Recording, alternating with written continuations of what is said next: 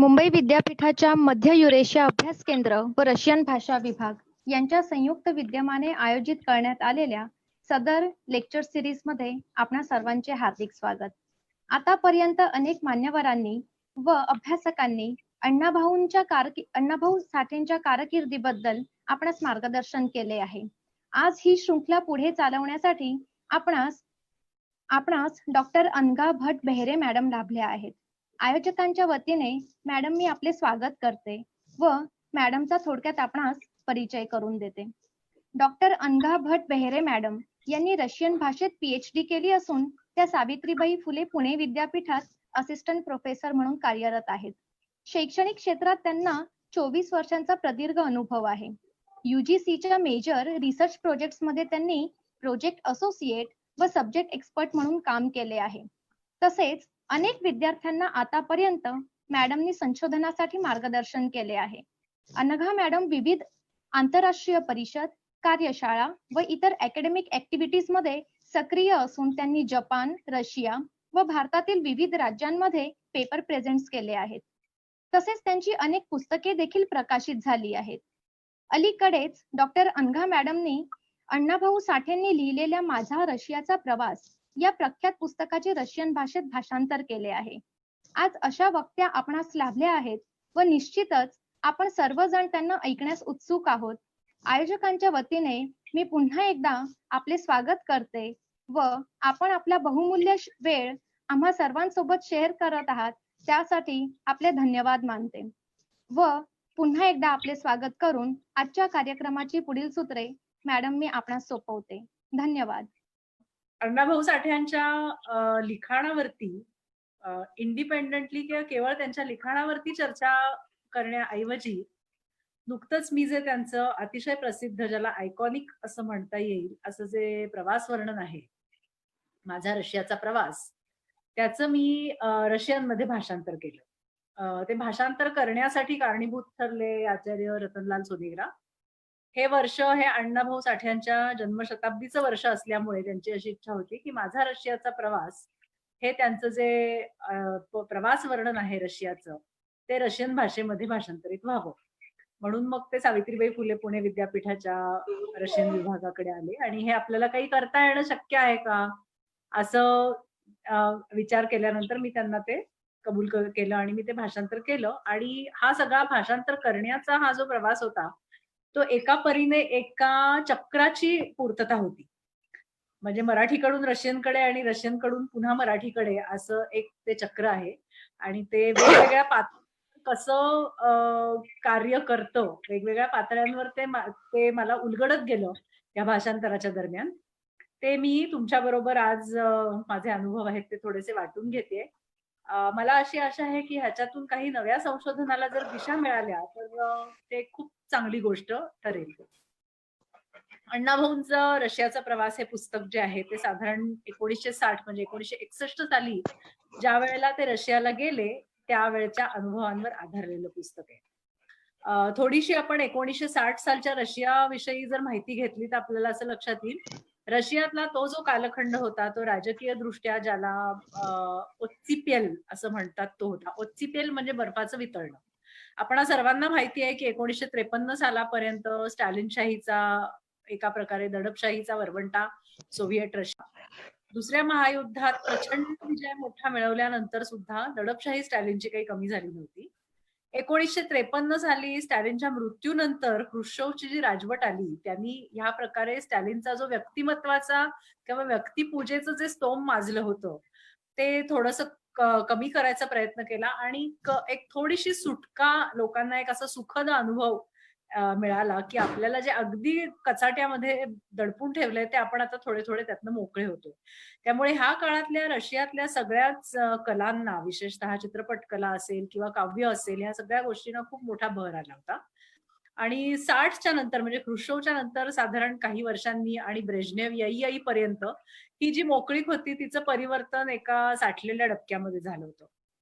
पुरेशा अर्थाने ती कुंठितता त्यांना फोडता आली नाही. 60च्या सुमाराला काही राजकीय म्हणजे आंतरराष्ट्रीय स्तरावरचे पण काही राजकीय प्रश्न असे उद्भवले ज्यामुळे रशियाचा कल भारताकडे थोडा जास्त वळला. रशियाचं आपल्याला माहितीच आहे की चीनशी 60 सालापर्यंत मोठ्या प्रमाणावरती सहकार्य होतं. चीनच्या आण्विक प्रकल्पामध्ये रशियाचा सहभाग होता. पण 60च्या सुमाराला चीन आणि रशिया ह्यांच्यामधले आंतरसंबंध तात्विक भूमिकांवरून सुद्धा जसे भिनसायला लागले, तसं रशियाने आपल्या तंत्रज्ञांना परत बोलावून घेतलं आणि आंतरराष्ट्रीय पटावरती कोणीतरी एक आपला साथीदार हवा ह्या दृष्टीने साधारण स्टॅलिनच्या मृत्यूनंतर म्हणजे 53-54 सालानंतर खुर्शोव भारतात आला. त्यानंतर जी एक राजकीय उलथापालथ घडून आली, तेव्हापासून ते भारताकडे वेगळं लक्ष पुरवायला लागले. ही झाली राजकीय पार्श्वभूमी. पण राजकीय पार्श्वभूमीच्या अगोदरपासूनच भारत आणि रशिया यांच्यामध्ये फार मोठ्या प्रमाणावरती सांस्कृतिक पण लागेबांधे होते आणि त्या सांस्कृतिक संबंधांनी, त्या सांस्कृतिक ताण्याबाण्यांनी दोन्हीकडच्या लोकांचं खूप मोठ्या प्रमाणावरती सांस्कृतिकदृष्ट्या भरण-पोषण केलं होतं. पहिली गोष्ट ही की अण्णाभाऊंनी स्वतःही त्याचा उल्लेख केलेला आहे, की त्यांच्या जडणघडणीमध्ये म्हणजे एका अतिशय आपण ज्याला म्हणू की एक जन्माधिष्ठित जातीवरती आधारलेली जी एक अशी फार मोठी विषमता असलेली व्यवस्था आहे, त्या व्यवस्थेचा दाहक अनुभव रोजच्या रोज असणं आणि त्या व्यवस्थेशी लढण्यासाठी म्हणून एका प्रकारचं सैद्धांतिक बळ येणं किंवा त्याच्यासाठी जी काही मनाची मशागत होणं, ह्या गोष्टी ज्या काही घडायला लागतात, त्या गोष्टी अण्णाभाऊंच्या बाबतीत रशियन साहित्याच्या वाचनामुळे आणि कम्युनिस्ट तत्वज्ञानामुळे घडून आल्या. ह्याचा त्यांनी वारंवार उल्लेख केलेला आहे. किंबहुना असं म्हणता येईल, की थोडंसं कोणाचं तरी मला वाटतं म्यूट करता का प्लीज? कोणाचं तरी म्यूट करा प्लीज. कोणाचा तरी डिस्टर्बन्स येतोय. हां. ओके. तर ही जी मनाची मशागत घडली ती कम्युनिस्ट आणि रशियन साहित्याच्या वाचनामुळे घडली. रशियन साहित्य साधारणपणे म्हणजे आपण जर बघितलं तर रशियातली राज्यक्रांती 1917 साली झाली. 1918 साली पहिल्यांदा केसरीमध्ये लोकमान्य टिळकांनी त्याची दखल घेऊन एक खूप मोठी विस्तृत लेखमाला त्याच्यावरती चालवली. रशियन राज्यक्रांतीचा त्यांनी मोठ्या प्रमाणावर मराठीमध्ये हा उहापोह केलेला आहे आणि त्यांनी अर्थातच आता कोणाची तरी रिक्वेस्ट आली आहे की त्यांना हिंदी मी इंग्रजीमध्ये पण बोलू शकते. तर इंग्रजी बोलू का मराठीत चालू ठेवू? नाही बायलिंग्वल जर केलं तर बरं होईल. बरं चालेल. Okay. So as I said earlier that there were a lot of cultural inputs from both the sides, from Russia as well as Maharashtra. So in 1917 when the communist revolution took place, Lokmanya Tilak ran extensive coverage of the communist revolution in his newspaper Kesari. As you know, Lokmanya Tilak was keenly interested in the workers' movement in Mumbai, and the workers' movement also was inspired by him. Eventually, the communist leaders also relied heavily upon Russian literature and the ideology. Annabhau refers to him having read the biography of Lenin, which was banned, incidentally, under the British regime in India. And the communist revolution provided lot of inputs to Indian communists, the Indian workers movement, as well as the Indian Dalit movement. The Dalit movement was not so articulate, or it was in a very very nascent stage. म्हणजे आपल्याला त्याची दलित चळवळ अशी जरी त्या सुमारास 20 किंवा 30च्या साली आपण असं म्हटलं नाही की ही दलित चळवळ आहे, तरी सुद्धा दलित चळवळीची बीज जी रुजायला सुरुवात झाली होती ती त्या कामगार चळवळीतूनच रुजायला सुरुवात झाली होती असं मानायला हरकत नाही. So these inputs were coming from Russia, but India was also contributing a great deal to the Russians. सर्वप्रथम म्हणजे आपल्याला राहुल सांस्कृत्यायन आणि कोसंबी, धर्मानंद कोसंबी ही नावं परिचित आहेत. भारतामध्ये त्यावेळेला जो मोठ्या प्रमाणावरती एक कलोनियल प्रोजेक्ट किंवा वासाहतिक प्रकल्प चालू होता भारताच्या इतिहास लेखनाचा, किंवा आपण ज्याला म्हणूया की भारत विद्याशास्त्र, Indology was being created as a joint project by the colonial masters and their collaborators who typically came from high caste or high class. Okay, so there was some kind of an alternative narrative which was available, and that narrative was propagated to a certain extent by Rahul Sanskrityan and Kosambi. Both of them were teaching in Russia or the Soviet Union from time to time. They traveled across Soviet Union a lot many times. आपल्याला संस्कृत्यायनांचं मुलगा ते गंगा हे पुस्तक अर्थातच माहिती आहे. आणि त्या लोकांनी जी तिथल्या इंडॉलॉजी किंवा भारतविद्या शास्त्राची जी मशागत रशियातली केली, त्यामुळे रशियातली भारतविद्याशास्त्र जी आहेत किंवा भारतविद्याशास्त्राच्या ज्या शाखा तिथल्या आहेत, त्या फार वेगळ्या प्रकारे विकसित झाल्या. म्हणजे त्यांनी फक्त कलोनियल प्रकल्पामध्ये असलेलंच केवळ संस्कृत साहित्य किंवा वैदिक साहित्य ह्यावर भर न देता बुद्धिस्ट साहित्य आणि त्याच्या जोडीनेच ज्याला आपण कंटेम्पररी लिटरेचर असं म्हणू किंवा जे 60-70च्या दशकांनंतर इतर अनेक युरोपीय विद्यापीठात सुरू झालं की सध्या काय चालू आहे, प्रादेशिक भाषांमधनं काय चालू आहे, हे बघायला रशियामध्ये कितीतरी अगोदर सुरुवात झाली.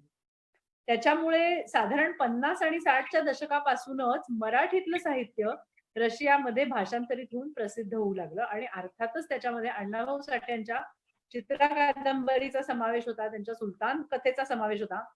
रशियातल्या सेंट पीटर्सबर्ग किंवा त्यावेळेला लेनिनग्राड असं आपण ज्याला म्हणू, त्या लेनिनग्राड मधल्या विद्यापीठातलं मराठी विभाग किंवा तिथला जो पौर्वात्य शाखांचा अभ्यास करणारा विभाग होता, तो अतिशय चांगल्या प्रकारचा, चांगल्या प्रकारे विकसित झालेला आणि एक खूप चांगलं योगदान ज्यांनी दिलं भारत आणि रशिया संबंधांमध्ये असा होता. त्याच्यामध्ये अण्णाभाऊंच्या ह्याच्यामध्ये सुद्धा म्हणजे तात्याना काचेनिना, त्याच्या खेरीज इव्गेनी चिलिशेव, त्याच्यानंतर क्रास्नझिमिन्स्काया, ह्या सगळ्यांचे उल्लेख आलेले आहेत. आणि ह्या सगळ्यांनी भारतविद्या शाखांमध्ये खूप फार मोठ्या प्रकारचं योगदान आणि फार वेगळ्या प्रकारचं योगदान दिलेलं आहे. अण्णाभाऊ ज्या वेळेला रशियाला गेले 60 साली, त्यावेळेला अर्थातच थोडंसं असं आहे की आपण पुन्हा दोन्ही पक्षी असं म्हणू शकतो की 60 सालच्या भारताची स्थिती किंवा 60 सालची भारतातली जी काही राजकीय किंवा महाराष्ट्रातली विशेषतः सामाजिक राजकीय परिस्थिती होती, त्या परिस्थितीचे परिणाम किंवा त्या परिस्थितीचे काही काही ताणेबाणे आपल्याला त्यांच्या लेखनात अर्थातच दिसून येतात. आज आपण जेव्हा ते वाचतो तेव्हा त्यातल्या अनेक गोष्टी म्हणजे महाराष्ट्रापुरत्या बोलायच्या झाल्या तरी सुद्धा त्यातली अनेक आजकालची नावं असतील किंवा सामाजिक संस्था असतील किंवा काही काही संयुक्त महाराष्ट्राच्या चळवळीसारखी चळवळ असेल, त्या गोष्टी आजच्या वाचकाला म्हणजे आज जो विशित किंवा तिशीत वाचक आहे त्याला सुद्धा ह्या गोष्टींचा फारसा परिचय असण्याची शक्यता नाहीये.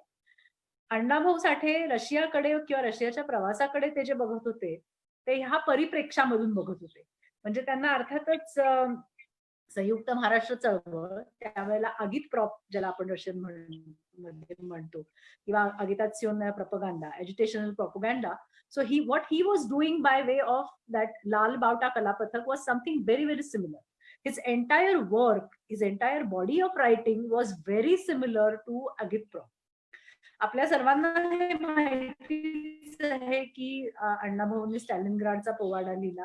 स्टॅलिनग्राडचा पोवाडा इतका विलक्षण आहे की तो इथल्या म्हणजे त्यांनी स्वतःच त्याच्यात असं वर्णन केलं की माझी प्रतिभा ही लाल सैन्याबरोबर स्टॅलिनग्राडहून बर्लिन पर्यंत प्रवास करून गेली आणि ते अक्षरशः खरं आहे. पण ते कोणासाठी लिहिलेलं आहे म्हणजे हा स्टॅलिनग्राडच्या टार्गेटेड ऑडियन्स कोणच्या डोळ्यासमोर त्यांचा कामगार किंवा प्रचंड ज्याला शिक्षणाचे दरवाजे बंद आहेत पण ज्याला जो काही करू इच्छितो त्याची बौद्धिक किंवा त्याची भूक जी आहे ज्ञानाची ती शमवण्यासाठी आणि त्याला प्रेरित करण्याच्या उद्दिष्टाने लिहिलेला तो स्टॅलिनग्राडचा पोवाडा आहे. त्या अर्थाने तो म्हणजे त्याच्यामध्ये खूप आपण जर बघितलं तर अतिशय मनोज्ञ प्रकारे काही काही गोष्टींचं म्हणजे उदाहरणं तर आहेतच. त्यात विविध प्रकारचे जनरल्स, ते सेनानी किंवा फ्रान्समध्ये काय घडलं, इंग्लंडमध्ये काय घडलं, एकंदर सगळा जो युद्धाचा प्रवास आहे तो अतिशय छान आणि अतिशय सोप्या प्रकारे लोकांपर्यंत पोहोचवलेला आहे.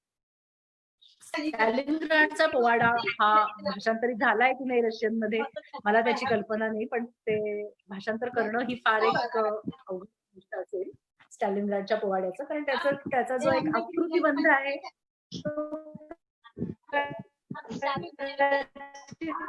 आपल्याला भाषांतर रशियामध्ये माहिती होती अर्थातच. ज्या वेळेला अण्णाभाऊ तिथे गेले त्यावेळेला त्यांना कायम सतत सुलतानचे लेखक आणि स्टॅलिनग्राडच्या पोवाड्याविषयी तिथे वरचेवर त्याचा उल्लेख होत राहिला.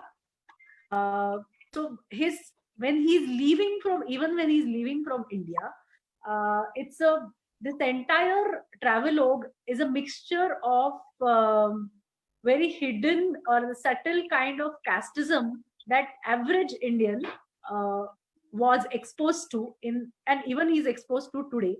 Annabhau, when he boarded the flight to Tashkent, none of the members of the delegation paid any attention to him for the obvious reasons, because Indians have this very great ability to identify a person by his appearance and then slot him into a category of whether that person is important or unimportant. So Annabhau feels that he was slotted like that. Nobody from the delegation took any notice of him. It was only eventually when they came to know about his literary works and the kind of popularity his literary works are enjoying in Russia that their attitude changed. And the attitude changed even in, I would say, even on the flight, because on the flight, somebody had a copy of a journal Manohar, which carried Annabhau's photograph and his introduction and things like that.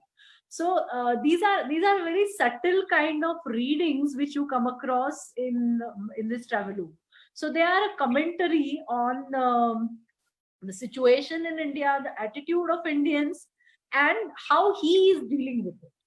Now, having gone to the Soviet Union, in case of Annabhau, the words Russia and Soviet Union are interchangeable. I think that is the case for most of the Maharashtrians or most of the Indians. Technically, there is a distinction between Soviet Union and Russia, but as we know that Russia and Soviet Union was used interchangeably even in newspapers in those days. Now, having arrived in Russia, Annabhau tries really hard. Annabhau tries really hard because he says that he has said की दारिद्र्य हे अगदी नागवं असतं. कितीही दिलंदर सत्ता असली तरी सुद्धा ती दारिद्र्य लपवू शकत नाही, कारण त्याच्या खुणा लोकांच्या चेहऱ्यावर, लोकांच्या कपड्यावर दिसतात. So he tried his level best to find out if there are any homeless people, jobless people, if there are any poor people, and what is the situation of religion. So you have to give 100% credit to him that he kept very open mind, though he belonged to the Communist Party, and going to Russia was one of the biggest achievements of his life, and it was kind of a dream come true for him. Still, he is ready to take things with a pinch of salt. त्यांनी जे जे काही पाहिलं ते अर्थातच त्यांना जे जे काही दाखवलं तेच ते बघू शकले.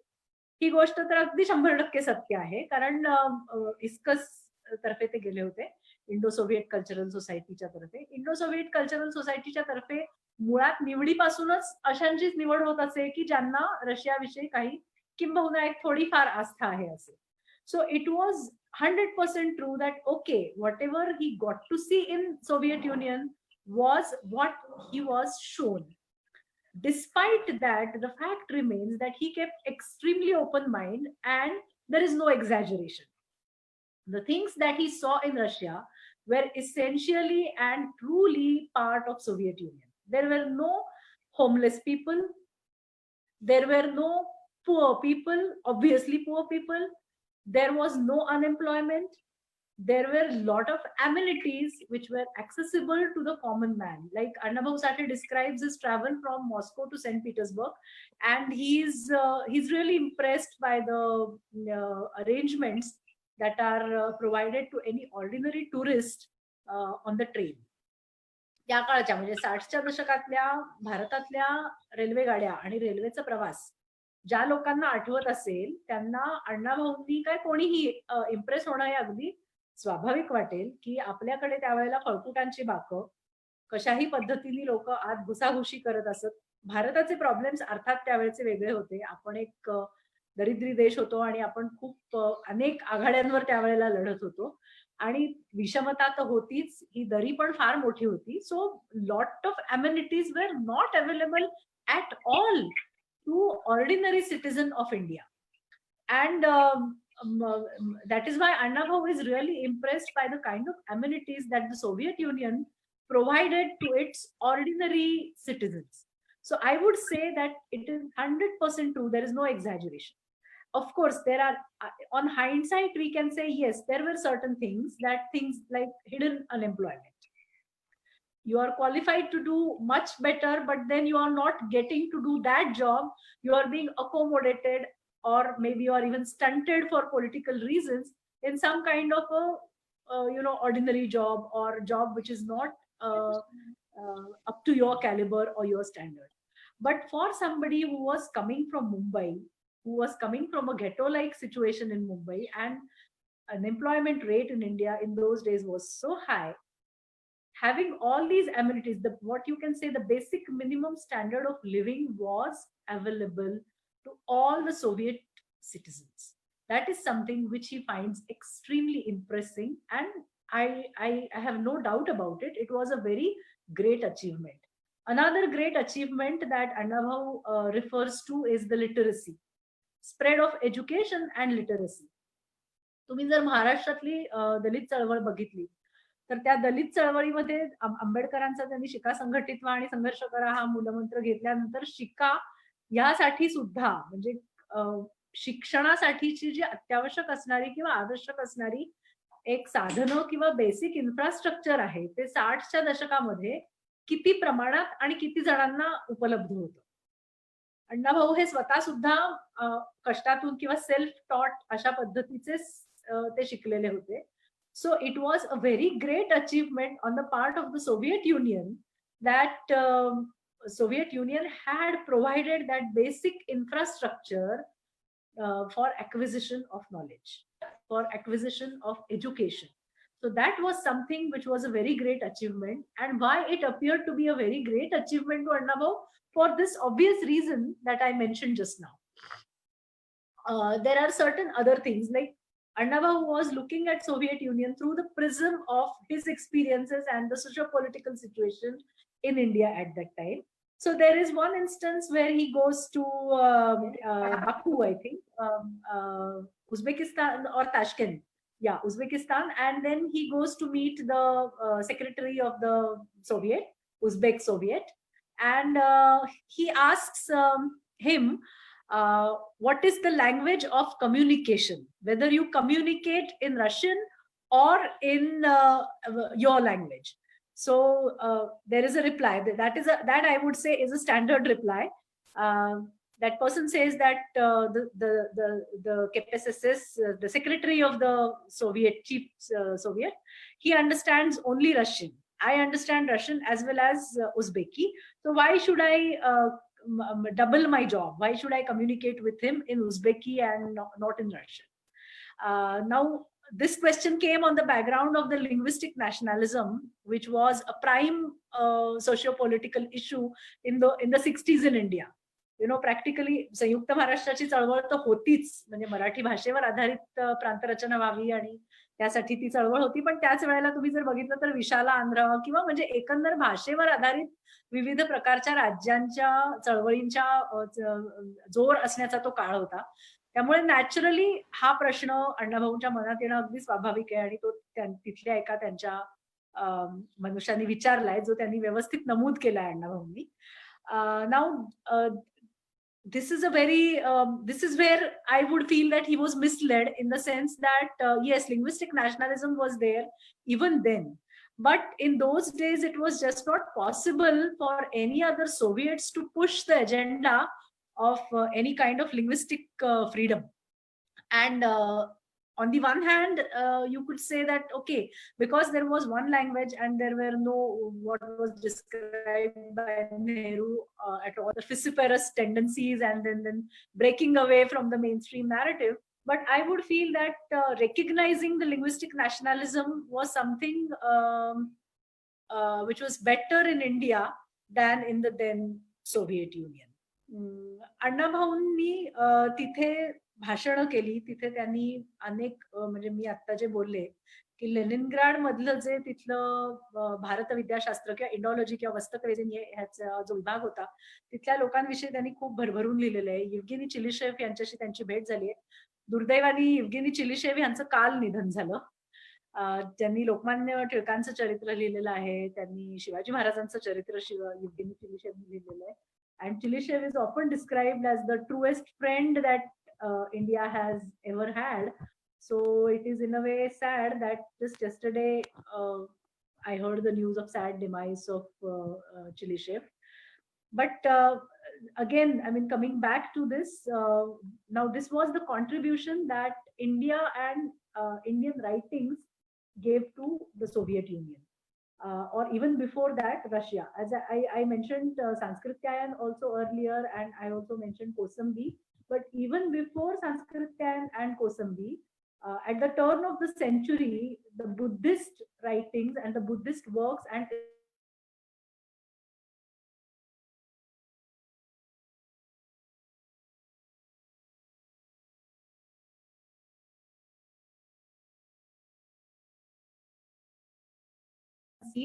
and a lot of people were they were exploring and the Buddhist concept of shunyata. So that was a contribution from our side. That was the contribution that India gave to the Soviet Union. Annabhau is impressed by the state of agriculture which is there in Russia, or the Soviet Union. He visited a collective farm, and obviously, naturally, he was impressed by the mechanized farming and the level of prosperity that average collective farm worker enjoys. Now, that is but natural because Annabhau was coming from rural area like Vategaon. The situation of any peasant in Maharashtra in the 60s or even before that was dismal. We were not, this is even before, I would say everywhere in India, because 60s was the turning point. After 60s, there was green revolution and, agriculturists lot improved a bit. You cannot say that the lot of agriculturists have improved universally, but still, at least in some parts, you could feel that prosperity. In the 60s, the rural scene was dismal. There was no electricity, there were no roads, no education systems, no access to technologies. Now that is something which he saw there, and he was genuinely impressed. And that is also true. Like though there are now maybe Professor Deshpande can tell you more about where that model of collective farming and socialization of the agriculture went wrong. But yes, it was true. At least in the short run, it did create tremendous lot of prosperity for the villages. All in all, it's a very small book by Annabhau. And as I translated it and then I passed it on to my Russian friends who have studied in the St. Petersburg or Leningrad University, they know Marathi. They know, incidentally, Narayan Surve has also been translated into Russian. So they know the whole tradition of Agitprop, Bombay, and things like that. So for them, it was a very great kind of a, revisiting the past, because Krasnodemskaya, her dictionary, I have her dictionary. Unfortunately, that dictionary never got published. It is in cyclostyle form. It's the first ever Marathi and into Russian dictionary. So it was for all of them, for a lot of them. Many of them were students of Barannikov, and Professor Barannikov also contributed a great deal, tremendously, in fact, to the development of Vostokhovezhenie in Russia in general and St. Petersburg in particular. Vostokhovezhenie is Indology or Bharat Vidya Shastra, Bharat Vidya Shakha. So these people had a very different kind of approach, and this approach in a way was beneficial also to the development of Dalit movement and Dalit Sahitya. I don't know, I haven't studied about it a lot, but yes, that this kind of link can be explored. Very recently, I think last year, or yeah, maybe some 6-7 months back, there is an article by Toral Gajrawala. She has explored the influence of Mother by Gorky on Dalit literature across India. तर अण्णाभाऊ साठ्यांचं हे जे हे आहे, ह्याच्या निमित्ताने जर आपल्या संशोधनाला अशा काही नव्या दिशा मिळाल्या, की रशियन भाषांतरित साहित्यानी दलित साहित्यावरती काय प्रभाव टाकलाय आणि किती प्रभाव टाकलाय.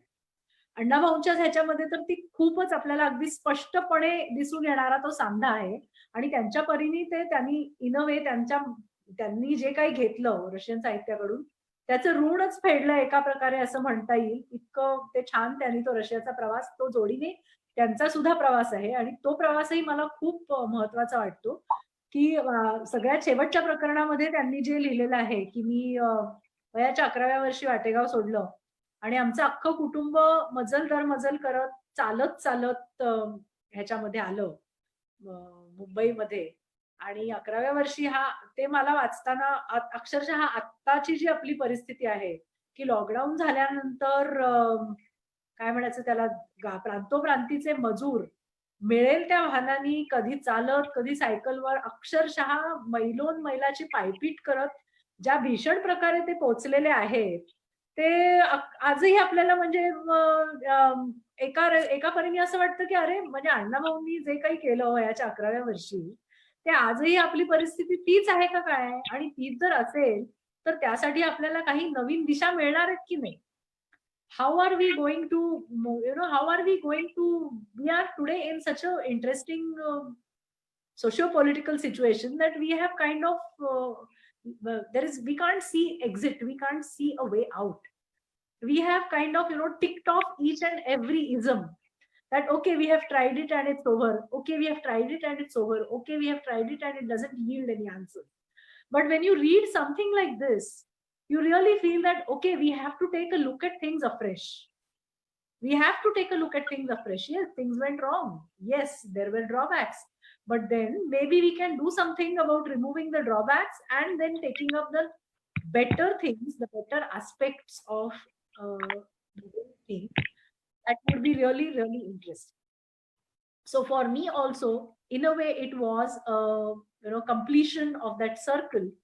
That it started with me doing Russian, me translating Russian texts into Marathi, and then finding something which is so iconic in Marathi. It has shaped, Annabau's book has shaped a lot of people's attitude and approach towards Russia, towards Soviet Union. Because in case if I remember right, we had a lot of Western propaganda. Not all of it was untrue, not all of it was true. But Western propaganda had their own perceptions based on their own realities. So what they were trying to show us or what they were seeing was through their filter, through the prism of their social reality. What any ordinary Indian sees in Soviet Union through the prism of Indian realities is something which is going to be vastly different from the Western propaganda, and that also gives you a very interesting kind of a comparison. I don't know if there are, I have heard, I'm exploring them, that the dignity to individual human being, irrespective of his or her social status or status by birth, is something which was integral part of socialism. So that is something which Annabhau noted. And maybe, I don't know, maybe there are some such reactions or write-ups or something by Black Americans, whether they were ever a part of the socialist system, whether they had the chance to visit Soviet Russia, and if they had, what they have written. That also would be a very interesting comparison to check it out. I think we have still a couple of minutes. Yeah? Yes. Yeah, so can we take question answers now? So that anything that people are not clear about, मराठीमध्ये काही कोणाला हवं असेल किंवा इंग्रजीत हवं असेल, तर आपण प्रश्न आणि मग त्याच्या जोडीने उत्तर अशा पद्धतीने घेतलं तरी चालेल. You can raise your virtual hand or you can unmute yourself and ask the question. Thank you, Dr. Anga Bhatt, for your scholarly speech on Annabau's visit to Russia. आणि हे फक्त एवढं अण्णाभाऊंच्या रशिया व्हिजिट एवढं पुरतच मर्यादित नव्हतं, तर त्यावेळेसची Soviet युनियनची स्थिती, थोडीशी जागतिक स्थिती कशी आणि त्याचा सर्वांचा परिणाम अण्णाभाऊंच्या विचारावर आणि नंतर त्यांच्या लेखनावर कसा आला याचं खूप चांगलं चिकित्सक असं वर्णन करून आम्हाला अगदी सोप्या भाषेत सांगितलं. माझं एक म्हणणं असं आहे, अण्णाभाऊंना एक गोष्ट अशी आहे की अण्णाभाऊंनी प्रभास वर्णन लिहिलं, पण इतरांपेक्षा ते कसं वेगळं हे होतं हे दाखवण्याचा जर प्रयत्न झाला, तर अण्णाभाऊंनी नेहमी माणूस शोधला सोव्हिएट युनियनमध्ये. रस्त्यावर काम करणारा माणूस आणि ते तंत्रज्ञानाशी कसं जोडला गेलेला होता. आणि इव्हन हॉटेलमध्ये सुद्धा गेल्यानंतर प्रत्येक ठिकाणी त्या लोकांशी कसं बोलायचे, त्यांची विचारसरणी कशी आहे, आणि समाजवादाचा प्रभाव त्यांच्यावर कसा आहे ते एक सांगितलेलं होतं. आणि दुसरं, कालच येवगेनी चेलिशेवचं निधन झालं. त्यांचा माझा खूप घनिष्ठ संबंध होता, कारण वय जवळपास 99 वर्षाचं होतं. माझ्या गाईडचे खूप चांगले मित्र होते. मी त्यांच्याकडे अनेकदा गेलेलो आहे. आणि त्यांचा मोठा मुलगा इथं सोव्हिएट कल्चरल सेंटर, नंतर रशियन कल्चरल सेंटरचे ते डायरेक्टर होते. आणि नंतर रशियन एम्बेसी इन दिल्ली, म्हणजे दिल्लीमध्ये त्यांनी अनेक वर्ष काम केलेलं आहे. आणि त्यांच्या सुनेनी इरिनानी सुद्धा बरंचसं काम, साहित्याचं ट्रान्सलेशनचं काम बरंच मोठं केलेलं आहे. आता सध्या मॉस्कोमध्ये राहतात. त्यांचं वय पण आता 69 वर्षाचं वय आहे, पण अजूनही ऍक्टिव्ह आहेत. म्हणजे पूर्ण कुटुंबच हे इंडोलॉजिस्ट म्हणून राहिलेलं आहे. तर थोडक्यात आता मी काही सांगायला, म्हणजे बाकीच्या गोष्टी मी बोलू इच्छित नाही. तर थोडक्यात अजून जर कोणाला काही प्रश्न असतील प्रश्न दिसतायत फ्लॅश झालेले 2. तर आहे. तर 2 घेऊ का मी ते प्रश्न? हा, एक प्रश्न आता तुमच्या कमेंटला जोडूनच मी घेते. म्हणजे ट्रॅव्हलॉग विषयी हे झालेलं आहे. तर ट्रॅव्हलॉग लिहिलेले आहेत. रशियाविषयीच मराठीमध्ये धुक्यातून लाल ताऱ्याकडे हा अनंत काणेकरांचा एक ट्रॅव्हलॉग आहे. त्याखेरीज रिसेंटली, म्हणजे मला वाटतं पिरिस्ट्रोइकाच्या आगे मागे 99 वगैरे साली एकांनी, मी त्यांचं नाव विसरले, पण राशिया ह्या नावाने एक ते रशियात राहत असतानाच्या त्यांच्या अनुभव कथनाचा एक केलेला आहे. आणि नरेंद्र सिनकरांनी पण त्यांच्या रशियातल्या आयुष्यावरती लिहिलेलं एक विस्तृत पुस्तक आहे. असे मराठीमध्ये 3-4 रशिया विषय आहेत. त्याखेरीज I think there is a travelogue by Balraj Sahni, Rusi Safarnama. Rusi Safarnama by Balraj Sahani is also available. That also can provide a good comparison point. And if I have to go back to what Professor Deshpande said. Yes, actually, even for people from Marathi, okay, people from Marathi can also take up this kind of comparison or this kind of project, because if you take a look at Marathi literature, 50s and 60s was the time when there were tremendous lot of travelogues available. Ramesh मंत्रींनी लिहिलेले आहेत, पु ल देशपांडेंचे तर आहेतच आहेत, अण्णा भाऊंचं आहे. So actually what you can do is, even you can compare these two. Like if you take a look at Pula Deshpande's sahitya or the travelogues, he has mainly traveled to the first world countries or the Asian countries. And what things that he appreciates in the first world countries, and again, you have to see that what kind of background Pula Deshpande comes from and what kind of background Anna Bhau Sathe comes from. And then you can compare how they see, what is their perspective, त्यांचा नजरिया काय आहे. हे मराठी ट्रॅव्हलॉग्सच्या बाबतीमध्ये सुद्धा एक खूप छान तुम्हाला कंपॅरिझन साठी एक तुलना हे करू शकतो, म्हणजे आपण करू शकतो त्याची एक तुलना. पुढचा एक प्रश्न आहे, अण्णा भाऊंच्या साहित्याचा रशियावर काय परिणाम झाला. कुठल्याही साहित्याचा अशा पद्धतीने, कारण काय असतं, भाषांतरित साहित्य हे शेवटी कुठलाही जो वाचक असतो ना, तो प्रायमरी वाचक आहे असं म्हणता येत नाही. म्हणजे अण्णा भाऊच काय, पण टागोरांचं साहित्य वगैरे सुद्धा खूप वेळेला रशियन मध्ये भाषांतरित झालं आणि त्यातलं फार थोडं जे साहित्य आहे ते टिकून राहिलं होतं. कसं, भाषांतरित साहित्य हे त्या म्हणजे जो कुंठितता आलेली असते त्या साहित्याला ती अडथळा दूर करत असतं.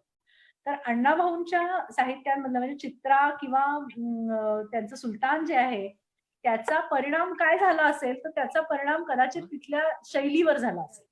किती लेखकांनी कोणी कोणी ते काय काय कशा पद्धतीने वाचलं आणि त्याचा काय परिणाम त्यांच्या, कारण रशियनमध्ये वाचनाची आणि भाषांतरित साहित्य वाचण्याची पण परंपरा खूप मोठी आहे, खूप वाचतात ते, त्यामुळे त्याचे निश्चित काही परिणाम त्याच्यावरती झालेलेच असणार. त्यासाठी आपल्याला ते साहित्य त्या 60 नंतरच्या दशकातलं बघायला लागेल. पण दुसरं काय होतं माहितीये का रशियामध्ये त्या काळात, की म्हणजे ज्याला आपण काय म्हणूया की ग्रे साहित्य होतं तिथे. इट वॉज कॉल्ड सिराया लिटरेचुरा, ग्रे लिटरेचर. कारण सेन्सरशिपची बंधनं एवढी होती की साहित्याला तसं मोकळेपणी व्यक्त व्हायचं काही शक्यता नव्हती. अजून एक प्रश्न आहे की हा दलित ट्रॅव्हलॉग हा पहिला असं मानता येईल का? तर मराठीमध्येच जर बोलायचं झालं तर माहिती नाही मला की हा पूर्वी कोणी दलितांनी लिहिलेला आहे की नाही.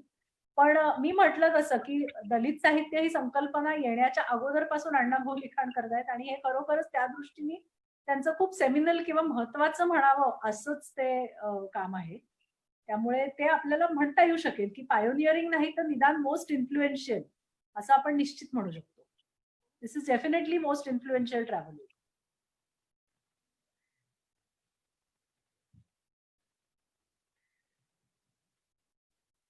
अजून कुणाला विचारायचं आहे? वारे साहेब.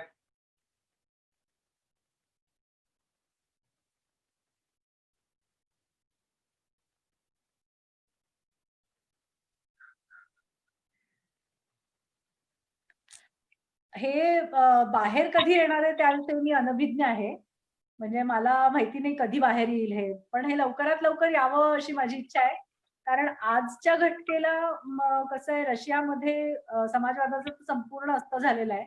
पण सोव्हिएट युनियन ज्या ज्या काही अचीवमेंट्स होत्या किंवा सोव्हिएट युनियनचे जे जे काही आपण त्याला म्हणूया की उपलब्धी होत्या त्याविषयी आता आत्ताच्या सध्या विद्यमान पुतीन सरकारने खूप मोठ्या प्रमाणावरती त्याची जाहिरातबाजी सुरू केलेली आहे. आणि एक थोडंसं आपण म्हणजे हा जर्मन शब्द आहे खरं तर, ईस्ट जर्मन लोकांमध्ये हा दिसून येतो. त्याला नोस्टॅल्जिया असा जसा शब्द आहे तसा हा ओस्टाल्गिया असं म्हणतात. म्हणजे ईस्ट मध्ये ते असताना ते किती सुखात होते असं थोडंसं आता ईस्ट जर्मनांना काही काही वाटतंय. ठीक आहे ना, ठीक सोव्हिएट आहे ना. युनियन हो. विषयी पण तशीच नोस्टॅल्जियाची हा, भावना हा. आजच्या रशियात आहे. तर मग- हे तिथे काहीतरी ह्या भाषांतराचा निश्चित उपयोग होऊ शकतो.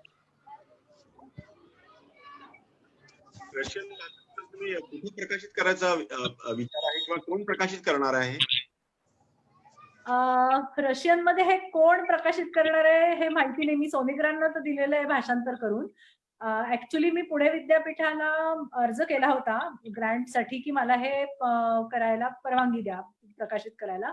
ती ग्रँट मला सँक्शन झाली होती, पण विद्यापीठाचं कसं असतं तुम्हाला माहिती आहे की 31 मार्चच्या आत तुम्ही ते संपवले पाहिजेत पैसे, आणि 13 मार्चला लॉकडाऊन झाल्यानंतर काहीच घडलेलं नाहीये.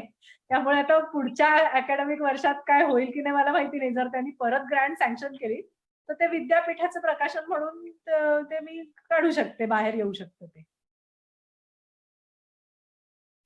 पण माहिती नाही म्हणजे, पण ते यावं कारण ते अभ्यासकांच्या दृष्टीने खूप महत्वाचं आहे. Yes madam, thank you madam.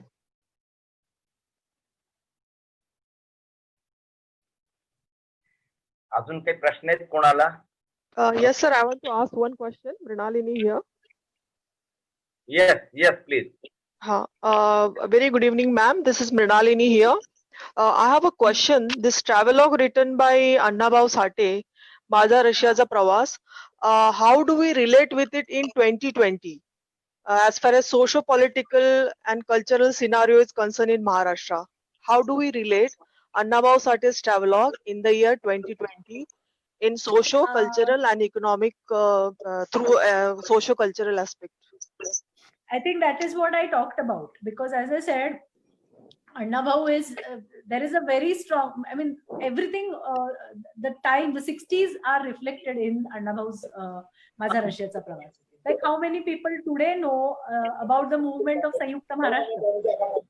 Who is talking very much about it. As I said, he's asking questions. He's asking what language you use, whether you use Russian or whether you use Uzbeki. All that is coming because even today, people are there is something called as subaltern history. So I would say Annabhau Sathe's travelogue is very much a part of subaltern history. It tells you more about the India in the 60s than Russia in the 60s. Of course, ostensibly it tells you about Russia in the 60s, but it very much tells you about the situation in Mumbai, the situation in Maharashtra, the problems of agriculture, the caste problem, Saujanya, things like Saujanya Saptaha. You might be aware of it.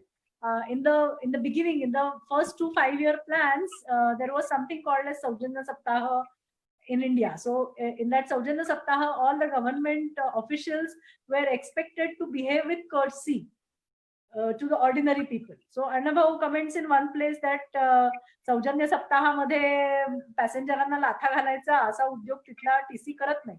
So this is a comment.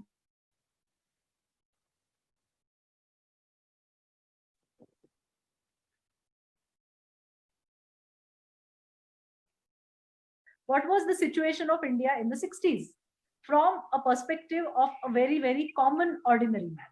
So you definitely can relate to it today, what it was like, and how people struggle to achieve certain things, and why we are here today. And if we are here, are we able to overcome the problems that were abounding at that time, or we have solved all of them? So it helps you as a pathfinder. You can very definitely relate to it. Thank you so much, ma'am. Thanks a lot. There was a question. Can you give Annabhau's total literature in Russian? I don't have idea about his total literature because, as I said, this dictionary also, it never came out. St. Petersburg or the Leningrad University must have done quite a lot of work, but I'll have to check out the catalog. They must be having some kind of cataloging system, and in the catalog it will be available. So maybe sometime when I go there, I'll make it a point to look up the library, their catalogs, and get the whole idea.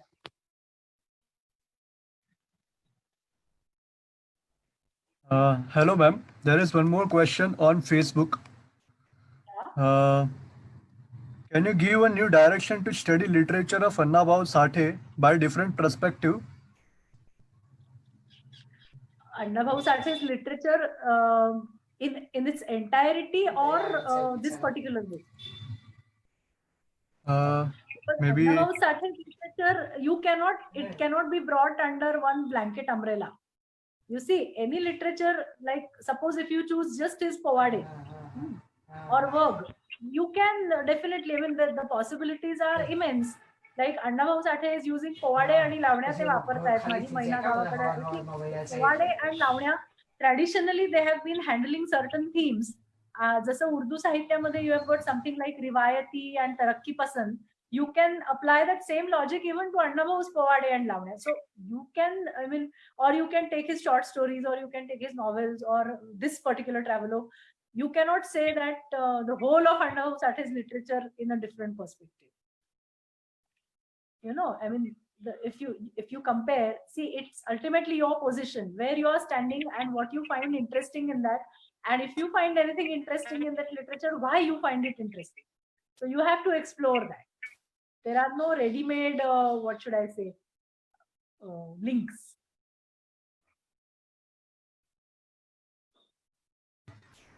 thank you, madam. You can, I don't know if your background is from Russian, you can always check out the agitprop aspect of Annabhau, because he was also performing, ना ते वगांमध्ये स्वतःही काम करायचे. लाल बावटा मध्ये त्यांनी जे काही केलं, that goes very close to agitprop. So maybe you can just check out the possibilities, or you can compare it with agitprop in म्हणजे इप्टा वगैरे सारख्या लोकांनी जे उचलून धरलं ते का, मग ते कसं agitprop होतं, ते काय त्याच्यामध्ये रशियनशी सिमिलर होतं किंवा आणखी कोणाशी. So the dimensions are very many. You can choose.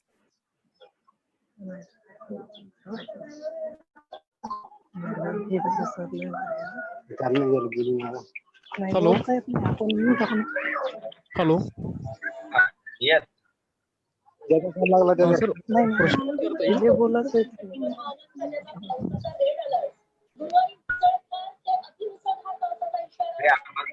आवाज नको यायला, please. Somebody is asking question. Hello Yes. Madam, आवाज येतोय माझा? हो, येतोय येतोय. सर्वप्रथम मॅडम, मी मनपूर्वक आपला आभार मानतोय. मला एक प्रश्न विचारायचा होता की अण्णाभाऊंना रशियासारख्या ठिकाणी सुद्धा एक मानाचं स्थान आणि आदरातिथ्य दिलं गेलं, मात्र भारतीय परिवेशामध्ये आणि विशेषतः महाराष्ट्राच्या लेखन साहित्यात किंवा लेखन जगतामध्ये त्यांचा कुठेतरी त्यांच्या साहित्याची किंवा त्यांना जे मानाचं स्थान मिळायला हवं होतं त्याबद्दल कुचंबना झाली असं माझं एक मत आहे. त्याबद्दल थोडं बोलता येईल का? त्याबद्दल आपण थोडं मार्गदर्शन करावं असं मी आपणास अपेक्षा करतो. हे कसं असतं की प्रत्येक ही संकल्पना तुम्हाला माहिती असेल की सेंटर आणि पेरिफेरी. ज्या काळात अण्णाभाऊ लिहायला लागले त्या काळामध्ये त्यांचं बरंचसं साहित्य हे पेरिफेरीवरती होतं. कारण त्यावेळेचं साहित्य व्यवहाराचं नियमन करणारे जे लोक होते त्यांना अण्णाभाऊंच्या काय म्हणूया आपण भूमिकेबद्दल किंवा कार्याबद्दल फारशी आस्था नव्हती. असं असलं तरी आताच्या काळामध्ये म्हणजे मागे संस्कृतमध्ये मला वाटतं भवभूतीने म्हणून ठेवले की मी लिहित राहील. आज जे व्यवहारांचं नियमन करणार आहेत त्यांना माझं आवडेल ना आवडेल, मे बी पुढे काही शतकांनंतर मला कोणीतरी कदरदान भेटेल. तसंही आज अण्णाभाऊंच्या बाबतीत झालेलं आपल्याला दिसतं ना. म्हणजे ज्या काळात ते लिहित होते त्या काळात त्यांना आपण काय म्हणूया हाय लिटरेचरचं स्थान त्यावेळेलाच्या साहित्य व्यवहारामध्ये मिळालं नाही. ही वस्तुस्थितीच आहे. पण त्यामुळे ते साहित्य रद्दबातल झालं किंवा त्याचं काय म्हणूया आपण इव्हॅल्युएशन कोणी केलं नाही असं झालं नाही ना. म्हणजे जे त्यांचं काय आपण म्हणतो तुकारामाचे अभंग जसे लोकगंगेवर टिकले तसं त्यावेळेला ढीग त्यांना त्यांच्या वाट्याला आला नसेल तो बहुमान. आज त्यांना डोक्यावर घेऊन नाचणारे लोक आहेतच ना. आणखी एक प्रश्न होता मॅडम, विचारू शकतो ना? हो, अगदी. हा, मला हे विचारायचं होतं की अण्णाभाऊ साठे यांच्या लेखणीतून विशेषतः सामाजिक उतरंड आणि आर्थिक विषमता या दोन गोष्टीवर त्यांनी प्रकर्षाने प्रकाश पाडलेला आहे, लोकांच्या निदर्शनास आणलेला आहे. तर हा जो विचार आहे आर्थिक विषमतेचा, या संदर्भातलं त्या तत्कालीन लेखन आणि विचार केला असता हे लेखन कुठेतरी आजही या काळात मार्गदर्शक किंवा दिग्दर्शन करणारं वाटतं का? नाही, अर्थातच वाटतं ना. आर्थिक विषमता आज संपलेली आहे का? नाहीये संपलेली. आणि आर्थिक विषमतेचे नवे आयाम म्हणूनच मी माझ्या भाषणात शेवटी तेच म्हणलं ना की शेवटच्या परिच्छेदात अण्णाभाऊंचा जो प्रवास आहे तो त्यांचा इन वे रशियाचा आहे आणि त्या जोडीने त्यांचा जीवन प्रवास पण आहे. कारण त्यांनी सुरुवात अशी केली की मी 11व्या वर्षी म्हणजे आलो मुंबईत, पण मी कधी एकटा प्रवास करत नाही. मी साताऱ्याला सुद्धा एकटा जात नाही. तर मी आता मॉस्कोला चाललोय आणि परत येताना ते असं म्हणतात की बघा 200 मैल अंतर मी चालून आलो होतो आणि आज मी काय ताशी 800 मैल कापणाऱ्या विमानात बसलोय. तर हे आर्थिक विषमतेचे पण ते जेव्हा आपण आज पण हे वाचतो की वयाच्या 11व्या वर्षी सातारहून मुंबईला भाड्यापुरते पैसे नाहीत म्हणून अख्ख्या कुटुंबाला चालत यायला लागतं. आज तुम्ही 2 महिन्यापूर्वी तेच अनुभवलत ना. लॉकडाऊनच्या परिस्थितीनंतर कित्येक आपण काय म्हणजे वडिलांना डबल सीट सायकलवर घेऊन गेलेली मुलगी असो, रस्त्यात बाळंत चाललेल्या बायका असोत, अक्षरशः म्हणजे काय पुण्यापासून गुलबर्गापर्यंत चालत गेलेले मजूर असोत. म्हणजे परिस्थिती कुठे बदलली? आर्थिक विषमता आहे ना. आर्थिक विषमता जोपर्यंत संपत नाही तोपर्यंत अशा पद्धतीच्या लेखनाचा रेलेव्हन्स राहणारच ना. निश्चितच मॅडम, धन्यवाद. आणखी एक विचारायचं असं होतं, प्रश्न नसल्यामुळे बोलतोय. आता काही ठिकाणी विद्यार्थ्यांना मार्गदर्शन करताना किंवा समाजात वावरताना अण्णाभाऊंचं साहित्य लोकांसमोर मांडताना ते वर्गवादाचे विरोधक होते असं मांडावं की त्यांचा जातीयतेला विरोध होता, या अप्रोचने मांडायचं, या संदर्भात आपण मार्गदर्शन कराल अशी मी आपणास विनंती करतो. अण्णाभाऊंचं म्हणजे कुठलंही साहित्य जे असतं ना त्याला तुम्ही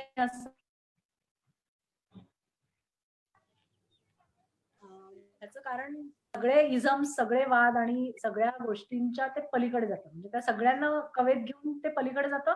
म्हणूनच तर ते खूप श्रेष्ठ साहित्य ठरतं ना. तर त्यांच्यामध्ये आर्थिक विषमता तर आहेच, पण आर्थिक विषमतेला भारतामध्ये कारणीभूत असणारा एक मोठा घटक म्हणजे जातीयवाद आहे. अवघडच आहे ना. म्हणजे विषमता ही इतर देशातली विषमता किंवा रशियातली विषमता ही तुलनेनी जन्माधिष्ठित नव्हती. म्हणजे होती तशी थोडीशी जन्माधिष्ठितच होती. वर्ग व्यवस्था जी असते ती जन्माधिष्ठितच होती, पण तिचा जाती व्यवस्थे इतका जास्त भयानक नव्हता.